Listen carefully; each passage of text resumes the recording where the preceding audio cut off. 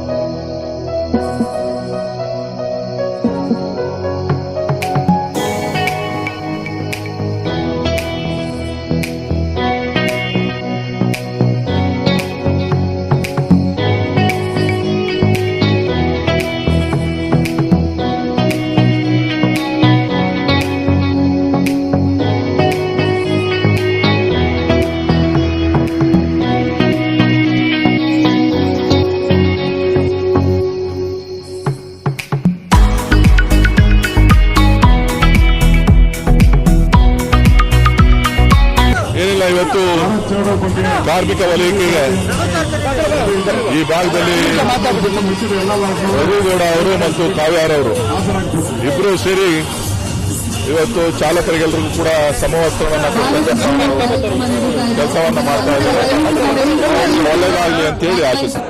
ಈ ದಿನ ನಮ್ಮ ರಾಜರಾಜೇಶ್ವರಿ ನಗರ ವಿಧಾನಸಭಾ ಕ್ಷೇತ್ರದ ಜ್ಞಾನಭಾರತಿ ವಾರ್ಡ್ ಸಂಬಂಧಪಟ್ಟಂತೆ ಇಲ್ಲಿನ ಕಾಂಗ್ರೆಸ್ ಅಭ್ಯರ್ಥಿ ಕಾವ್ಯ ರಘುಗೌಡ ಅವರ ನೇತೃತ್ವದಲ್ಲಿ ನಾವು ಇವತ್ತು ಆಟೋ ಚಾಲಕರಿಗೆ ಸಮವಸ್ತ್ರವನ್ನು ವಿತರಣೆ ಮಾಡ್ತಾ ಇದ್ದೇವೆ.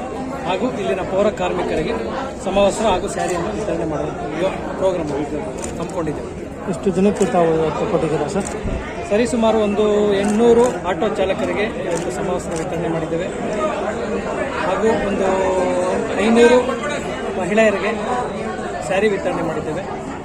ಹಾಗೂ ಸುಮಾರು ಒಂದು 200 ಪೌರ ಕಾರ್ಮಿಕರಿಗೆ ಸಮವಸ್ತ್ರ ಹಾಗೂ ಯೂನಿಫಾರ್ಮ್ ವಿತರಣೆ ಮಾಡಿದ್ದೇವೆ. ಸರ್, ಏನು ಬಿಬಿಎಂಪಿ ಚುನಾವಣೆ ದೃಷ್ಟಿಕೋನ ಇಟ್ಕೊಂಡು ಇದೆಲ್ಲ ಮಾಡ್ತಾ ಇದ್ದಾರೆ ಸಮಾಜ ಸೇವೆ ಅಂತ? ನಾವು ಈಗ ಯಾವುದು ಆಸೆ ಆಕಾಂಕ್ಷೆಗಳು ಇಟ್ಕೊಂಡು ನಾವು ಜನಸೇವೆ ಮಾಡ್ತೇವೆ. ನಾವು ನಿರಂತರವಾಗಿ ಜನಪರ ಕೆಲಸಗಳನ್ನ ಮಾಡ್ಕೊಂಡು ಬರ್ತಾ ಇದ್ದೇವೆ. ಕಾಂಗ್ರೆಸ್ ಪಕ್ಷದ ನಿಷ್ಠಾವಂತ ಕಾರ್ಯಕರ್ತರು ನಾವು ಅನೇಕ ರೀತಿಯಲ್ಲಿ ಹಲವಾರು ಹೆಚ್ಚಿನ ರೀತಿಯಲ್ಲಿ ಜನಸೇವೆ ಮಾಡ್ಕೊಂಡು ಬರ್ತಾ ಇದ್ದೇವೆ. ಇಲ್ಲಿ ಯಾವುದೇ ಒಂದು ಚುನಾವಣೆ ಆಸೆ ಇಟ್ಕೊಂಡು ನಾವು ಬರ್ತಾ ಇಲ್ಲ. ಯಾಕಂದ್ರೆ ನಮ್ಮ ಗುರಿ ಜನಸೇವೆ, ಜನರಿಗೋಸ್ಕರ ನಾವಿದ್ದೀವಿ. ನಾವು ಅನೇಕ ರೀತಿಯಲ್ಲಿ ಈ ಭಾಗದಲ್ಲಿ ಸಕ್ರಿಯವಾಗಿ ಮನೆ ಮನೆಗೂ ಭೇಟಿ ಕೊಡ್ತಾ ಇದ್ದೇವೆ. ಹಲವಾರು ರೀತಿಯಲ್ಲಿ ಅಭಿವೃದ್ಧಿ ಆಗಿಲ್ಲ. ಸುಮಾರು ಜನ ಎಷ್ಟು ಸಂಕಷ್ಟಕ್ಕೊಳಗಾಗಿದ್ದಾರೆ ಅಂದರೆ ಇವತ್ತು ಒಂದೊತ್ತು ಊಟ ಮಾಡೋದು ಕಷ್ಟ ಆಗಿದೆ. ರೋಡ್ಗಳು ಅಭಿವೃದ್ಧಿ ಆಗಿಲ್ಲ. ಮೋರಿಯಲ್ಲಿ ನೀರು ತುಂಬಿಕೊಂಡು ಮನೆ ಮನೆಗೂ ಬರ್ತಾ ಇದೆ. ಎಷ್ಟೋ ಕಡೆ ಇವತ್ತು BPL ಕಾರ್ಡ್ ಇಲ್ಲ, ರೇಷನ್ ಸಮಸ್ಯೆ ಇದೆ, ನೀರಿನ ಸಮಸ್ಯೆ ಇದೆ, ವಿದ್ಯುತ್ ಸಮಸ್ಯೆ ಇದೆ.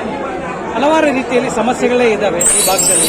ನಾವು ಮನೆ ಮನೆಗೂ ಭೇಟಿ ಕೊಟ್ಟು ಕೇಳಿದಾಗ ನಮ್ಗೆ ಹೇಳ್ತಾರೆ ಇಲ್ಲಿನ ಯಾರು ಇಲ್ಲ, ಲಾಸ್ಟ್ 7 ವರ್ಷ ಆಯ್ತು ಇವತ್ತಿಗೆ BBMPಯಲ್ಲಿ ಚುನಾವಣೆಯಲ್ಲಿ ಗೆದ್ದಿರ್ತಾರೋ ಅವರು 7 ವರ್ಷದಲ್ಲಿ ಈ ಕಡೆ ತಲೆನೂ ಹಾಕಿಲ್ಲ, ನಮ್ಮ ಭಾಗಕ್ಕೆ ಬಂದಿಲ್ಲ, ಅವ್ರು ಯಾರು ಅಂತಾನೆ ನಮಗೆ ಗೊತ್ತಿಲ್ಲ ಅಂತ ಸುಮಾರು ಮಂದಿ ಹೇಳಿದ್ದಾರೆ. ಈ ರೀತಿ ಆದರೆ ನಮ್ಮ ಬೆಂಗಳೂರಲ್ಲಿ ವಾರ್ಡ್ ಅಭಿವೃದ್ಧಿ ಆಗೋದು ಹೇಗೆ? ಇವತ್ತು ಹಳ್ಳಿಗಳಲ್ಲಿ ಎಷ್ಟೋ ಕಡೆ ರೋಡು ಮತ್ತು ಚರಂಡಿ ವ್ಯವಸ್ಥೆ ಸುಸಜ್ಜಿತವಾಗಿದೆ. ಬೆಂಗಳೂರಲ್ಲಿ ಇವತ್ತು ನಾವು ನೋಡ್ತಾ ಇದ್ರೆ ಹಳ್ಳಿಗಿಂತ ಸ್ವಲ್ಪ ಕಡೆ ಆಗಿದೆ ನಮ್ಮ ಕೆಲವು ಭಾಗದ ವಾರ್ಡ್ಗಳು. ಸೊ ಹಾಗಾಗಿ ನಾವೊಂದು ನಿಟ್ಟಿನಲ್ಲಿ ಇವತ್ತು ನಾವೊಂದು ಅಭಿವೃದ್ಧಿ ಕೆಲಸ ಮಾಡಬೇಕು ಅಂತ ಗುರಿ ಇಟ್ಕೊಂಡು ಸೊ ಈ ಒಂದು ಕಾರ್ಯಕ್ರಮಗಳನ್ನ ಹಮ್ಮಿಕೊಂಡಿದ್ದೇವೆ. ತಾವು ಹೇಳ್ತಿದ್ರಿ ಎಲ್ಲರಿಗೂ ಇದು ನನ್ನ ಮೊದಲ ಸ್ಪೀಚು, ಈ ಥರ ನಾನು ಸೇವೆಗಳಿದೆ, ನೀವೆಲ್ಲ ಕೈ ಬಿಡಬೇಡಿ ಅಂತ. ಇದ್ರ ಬಗ್ಗೆ ಏನು ಹೇಳ್ತೀರಾ? ಸರ್, ಆಕ್ಚುಲಿ ಜನ ಸೇವೆ, ಜನಪರ ಕೆಲಸ ತುಂಬ ವರ್ಷಗಳಿಂದ ಮಾಡ್ಕೊಂಡು ಬಂದಿದ್ದೀವಿ. ಅದರಲ್ಲಿ ತುಂಬ ಇಂಟ್ರೆಸ್ಟ್ ಇದೆ. ಜನಗಳ ಕಷ್ಟ ಏನಾದರೂ ಹೇಳಿದ್ರೆ ಅದನ್ನ ಅರ್ಥ ಮಾಡ್ಕೊಳ್ಳೋ ಒಂದು ಮನಸ್ಥಿತಿ ಇದ್ದೀವಿ. ಸೊ ಹಾಗಾಗಿ ಒಂದು ಅವಕಾಶ ಅಂತ ಸಿಕ್ಕಿದ್ರೆ ಖಂಡಿತವಾಗ್ಲೂ ಇನ್ನೂ ಹೆಚ್ಚಾಗಿ ಜನಪರ ಕೆಲಸಗಳು ಮಾಡ್ತೀವಿ. ಆ ಒಂದು ಉದ್ದೇಶದಿಂದ ಎಲ್ಲದಕ್ಕೂ ಒಂದು ಮೊದಲನೇದು ಅನ್ನೋದು ಇರಲೇಬೇಕಲ್ವಾ. ಸೊ ಹಾಗಾಗಿ ನನ್ನ ಅಣ್ಣಂದಿರ ಅಕ್ಕಂದಿರದ್ರೆ ನಾನೇನು ಕೇಳ್ಕೊಂಡಿದ್ದು, ನಾನು ಮೊದಲನೇ ಸ್ಪೀಚ್ ಅಥವಾ ಮೊದಲನೇ ಸರಿ ನಾನು ಮಾತಾಡ್ತಾ ಇದ್ದೀನಿ. ಸೊ ಒಂದು ಸಹಕರಿಸಿ, ಒಂದು ಆಶೀರ್ವಾದ ಮಾಡಿ, ಒಂದು ಅವಕಾಶ ಮಾಡಿಕೊಡಿ.